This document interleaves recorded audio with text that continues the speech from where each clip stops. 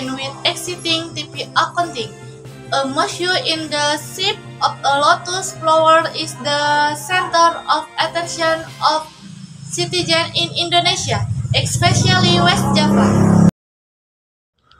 The lotus-shaped mosque is located in Jatigede Subdistrict, Sumedang District, West Java Province. The mosque is called Al-Kamil. The Al-Kamil Mosque was designed by the Governor of West Java, Ridwan Kamil.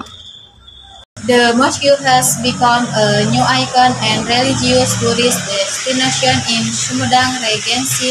The Al-Kamil Mosque has been researched by the community partnership since August 2022. Well, that's all for the day news. Thank you.